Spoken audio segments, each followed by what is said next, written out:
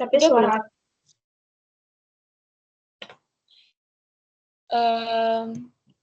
baik, selamat pagi. Di sini kami akan membahas satu kasus tentang krisis iklim dan dampaknya bagi negara miskin menurut pandangan dari Marsis, dan nanti kami akan menjawab beberapa pertanyaan tugas kelompok dari Kak Imel. Nah, yang pertama, perkenalkan, nama saya Sherlyn Veronica Gula. saya Justicia Siti Ibele. Saya Bertalinda Jai. Nah, di sini kami angkat satu kasus, yaitu kasus krisis iklim, banjir bandang, dan kenaikan air laut di Bangladesh. Nah, Bangladesh sendiri dikenal sebagai salah satu negara paling rentan terhadap dampak perubahan iklim. Yang dimana letaknya itu ya termasuk di daratan rendah, dan kepadatan penduduk yang tinggi menjadikannya sangat sensitif terhadap kenaikan permukaan air laut. Menurut laporan IPCC, sebagian besar wilayah pesisir Bangladesh terancam tenggelam pada pertengahan abad ini jika emisi global tidak ditekan. Jadi teman-teman, kayak negara Bangladesh ini ada di bagian dekat dengan pesisir laut gitu loh, terus dia juga di dataran rendah. Jadi kayak mereka ada beberapa fenomena kenaikan air laut dan juga sering terjadi banjir bandang gitu loh. Jadi mereka tuh ketika air laut naik, disitulah ekonomi kayak lahan pertanian mereka itu benar-benar hancur semua. Nah, akibat pemanasan global, naiknya permukaan air laut dan intrusi air asin telah merusak lahan pertanian yang menjadi sumber penghidupan jutaan petani kecil. Jadi ketika air laut itu naik dan terjadinya banjir bandang, dan mereka otomatis sumber daya penghidupan mereka akan hancur juga, sehingga berdampak pada perekonomian mereka. Hasil panen menurun drastis, memicu krisis pangan, dan memperparah kemiskinan. Selain itu, banjir bandang dan siklon yang semakin sering terjadi menghancurkan rumah penduduk, fasilitas kesehatan, serta infrastruktur dasar. Ribuan orang kehilangan tempat tinggal dan terpaksa bermigrasi, sehingga muncul fenomena climate refugees. Jadi kayak ya mereka tuh banjir bandang yang besar-besaran, sehingga kayak fasilitas kayak rumah mereka, fasilitas kesehatan rumah sakit itu bakalan hancur semua. Jadi ketika fenomena ini terjadi, mereka bakal benar kayak ya mereka banyak dampak negatifnya lah. Mereka lahan pertanian mereka hancur, fasilitas kesehatan mereka juga hancur, bahkan rumah mereka juga hancur, sehingga mereka terpaksa berimigrasi gitu loh. Terus kejadian-kejadian ini tuh timbul pada salah satunya tahun banjir besar ya. Ini banjir besar yang terjadi di Bangladesh pada tahun 1998. Yang berdasarkan informasi yang saya dapatkan, hampir 2 atau 3 wilayah Bangladesh terendam banjir. Dan sekitar 30 juta orang terdampak, dan lebih dari 1.000 orang meninggal dunia. Dan lahan pertanian seluas 800 hektar rusak, dan ini sering disebut sebagai banjir terparah di abad ke-20 di Bangladesh. Jadi banjir ini bukan termasuk sih, salah satu banjir yang terparah lah yang terjadi di negara Bangladesh. Terus ada juga yang terjadi Singhonsir di 2007. Ini terjadi di November 2007, yang dimana kejadiannya itu kerugian ekonomi yang mencapai miliaran dolar US. Di sana kejadiannya menewaskan lebih dari 3.500 orang, merusak rumah, lahan, dan infrastruktur di wilayah pesisir. Jadi ini juga sama kayak tadi, ini udah 2 kali terjadi banjir besar-besaran. Nah, dampak sosial ekonomi bagi masyarakat miskin, terutama di Bangladesh ini, krisis iklim ini paling dirasakan oleh masyarakat kelas bawah di Bangladesh, antara lainnya petani kecil kehilangan lahan karena tergenang atau rusak oleh air asin, terus nelayan tradisional tidak bisa lagi melaut akibat cuaca ekstrim dan ekosistem laut yang berubah. Jadi pekerjaan di negara-negara Bangladesh ini juga termasuk melaut dan ketika kejadian-kejadian seperti banjir bandang dan air laut naik, itu otomatis mereka nggak bisa melaut dan itu dampaknya di ekonomi mereka ketika mereka tidak bisa bekerja dan mencari sumber kehidupan mereka. Terus yang berikutnya itu yang paling berdampak juga perempuan dan anak-anak menjadi kelompok paling rentan karena beban ganda, kekurangan pangan, akses air bersih sulit, dan meningkatkan masalah kesehatan. Nah, di sini juga dampaknya pada perempuan dan anak-anak, di mana tadi fasilitas kesehatan mereka kan rusak kan ya, terus rumah mereka juga pada rusak, yang di mana notabene ini anak-anak dan perempuan ini ya bisa dibilang fisiknya lebih lemah lah ya daripada laki-laki, jadi mereka juga jadi salah satu dampak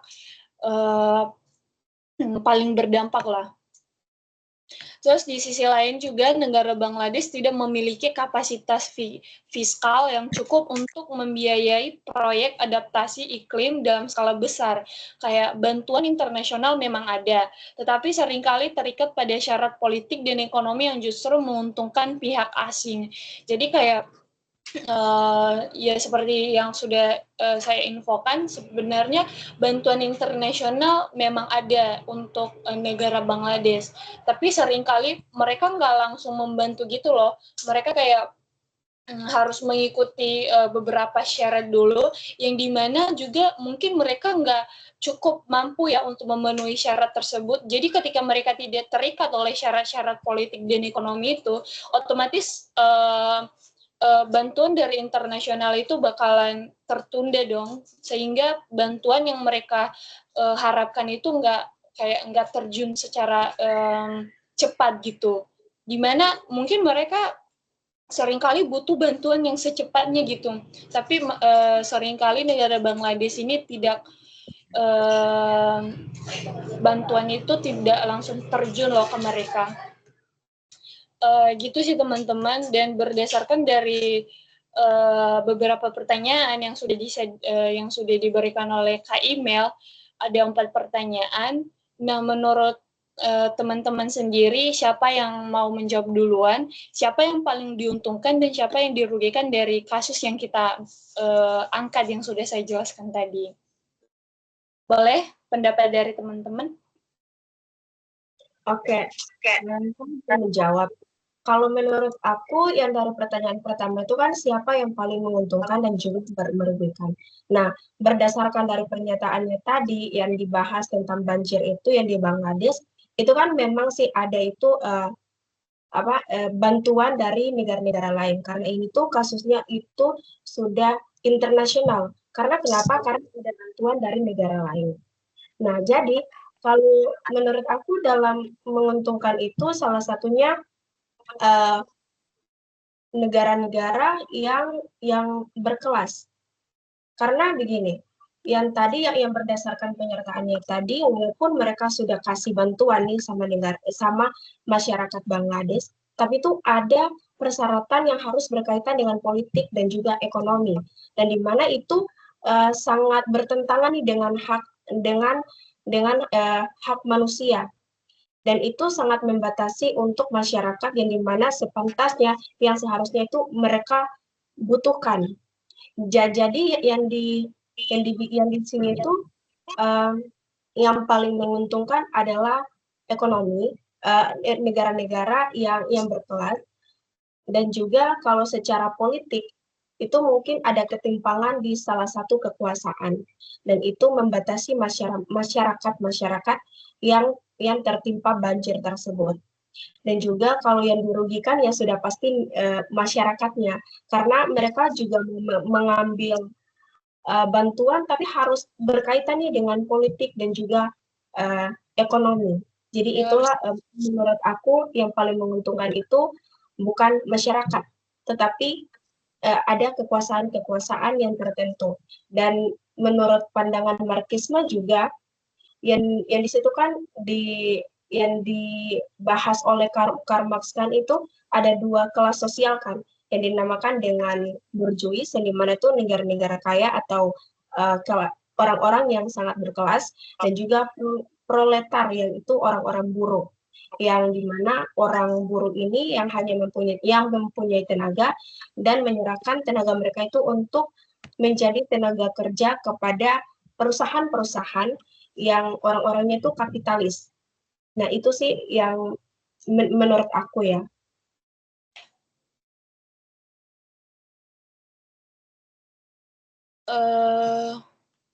Oke, mungkin langsung di pertanyaan kedua, mungkin bisa Berta bisa memberikan pendapatnya tentang pertanyaan ini, bagaimana hubungan antara yang kuat dan yang lemah, negara, contohnya negara, perusahaan, atau kelas sosial. Boleh, Berta?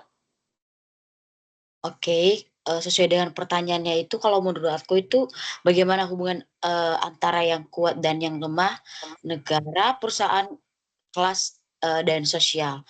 Nah, di sini dari kasusnya sendiri tuh, di situ kelihatan banget ya ketimpangan kekuatannya, sama negara yang kuat dan perusahaan yang besar punya pengaruh besar terhadap iklim global. Tapi mereka juga punya sumber daya buat melindungi diri sendiri. Nah, negara lemah seperti Bangladesh itu sendiri itu tidak punya dana yang besar ataupun teknologi canggih atau sistem perlindungan yang memadai. Dalam negeri sendiri pun masyarakat miskin yang tinggal di daerah pesisir dan bantaran sungai itu adalah kelompok yang paling berdampak. Mereka seringkali nggak punya nggak punya pilihan selain tetap untuk tinggal di daerah rawan banjir. Nah, karena nggak punya tanah atau uang atau untuk pindah sendiri, jadi hubungan kuat jadi lemah. Ini terlihat dari skala globalnya, negara kaya versus negara yang miskin, dan dari skala lokal orang kaya versus masyarakat kecil. Gitu sih menurut aku. Mungkin kalau bisa dari pertanyaan nomor 3, mungkin dari Cia ada pendapat dari Cia tentang apakah terlihat bentuk penjajahan baru neo-imperialisme dalam kasus ini yang Bangladesh ini? Iya, kalau menurut aku sih ada ya, yang dinamakan dengan neo-imperialisme. Karena sudah yang tadi yang dibahas juga kan, yang negara kecil atau negara miskin dan juga negara kaya. Yang dimana itu kan kalau menurut aku dalam kasus tersebut itu sudah terlihat si penjajahan baru, walaupun kayak secara fisik tidak ditusuk ataupun tidak itu kayak tidak menembak gitu. Tetapi kayak kalau bicara kayak tentang kemanusiaan, itu tuh sudah ada penjajahan. Karena yang tadi, yang dimana masyarakat itu mau menerima bantuan, tapi itu harus ada keterkaitan dengan politik dan ekonomi. Dan di situ tuh sudah ada penjajahan baru nih menurut aku ya. Karena mereka tuh sudah membatasi nih, apa sih keperluan masyarakat yang seharusnya itu mereka butuhkan pada saat itu. Jadi kalau bicara tentang penjajahan baru ya sudah jelas sih menurut aku ada di negara Bangladesh dalam kasus ini. Itu sih. Oke. Terus juga di pertanyaan keempat itu, kalau menurut aku itu yang pertanyaan itu bagaimana cara melawan atau mengurangi ketimpangan ini, dari kasus Bangladesh. Nah, kalau menurut aku itu cara ngelawannya itu pertama-tama negara-negara miskin harus bersatu dulu, karena itu harus punya suara yang kuat dalam perundingan internasional. Itu bukan cuma jadi pendengar. Negara itu kayak harus diminta tanggung jawab atas emisi yang mereka hasilkan. Jadi itu bukan sekedar kasih bantuan kecil, tapi tetap jalanin industri yang besar. Nah, selain itu juga negara seperti Bangladesh perlu diperkuat kemampuan adaptasi mereka sendiri. Misalnya itu kayak bangun tanggul, sistem peringatan dini, dan teknologi pertanian yang tahan air asin. Tapi ini juga tentu ini juga perlu dukungan yang nyata. Itu jadi bukan hanya sekedar janji. Masyarakat dunia juga harus sadar bahwa perubahan iklim ini itu adalah isu keadilan, bukan cuma lingkungan. Itu sih menurut aku. Berarti kayak kesimpulannya itu dalam menghadapi situasi krisis iklim seperti yang sudah kita jelaskan tadi, mungkin dari pandangan perspektif Marsim menawarkan jalan keluar melalui kesadaran kelas dan solidaritas global. Mungkin yang pertama itu negara-negara berkembang perlu memperkuat solidaritas selatan untuk menuntut keadilan iklim atau climate justice di forum internasional. Misalnya melalui COP, ya seperti itu. Terus yang kedua juga mungkin perlu reformasi dalam sistem perdagangan dan utang, termasuk pembatalan sebagian utang negara miskin serta kompensasi kerugian iklim melalui loss and damage fund. Terus yang ketiga itu penguatan gerakan rakyat bawah seperti LSM, lingkungan, serikat petani, dan buruh itu sangat penting agar kepentingan kelompok rentan menjadi pusat kebijakan iklim. Terus yang terakhir, negara berkembang perlu membangunlah kemandirian dalam teknologi hijau agar tidak terus bergantung pada monopoli perusahaan multinasional. Jadi dengan demikian krisis iklim dalam kacamata Marxis bukan sekedar krisis ekologi lah, melainkan krisis ketidakadilan struktural global. Kapitalisme hijau yang sering dipromosikan hanyalah wajah baru dari dominasi borjuis global, dan juga negara miskin dan kelas pekerja tetap menjadi korban utama ya, kayak yang di kasus kita tadi, yang menjadi pekerja, buruh itu akan menjadi korban utama, sehingga perjuangan melawan ketimpangan iklim harus dilakukan melalui solidaritas internasional dan perubahan sistematik. Jadi ya segitu sih diskusi kita dari topik yang sudah kita ambil tadi dan menjawab beberapa pertanyaan dari Kak Email. Jadi mungkin sekian dari kami. Terima kasih. Terima kasih. Terima kasih teman-teman.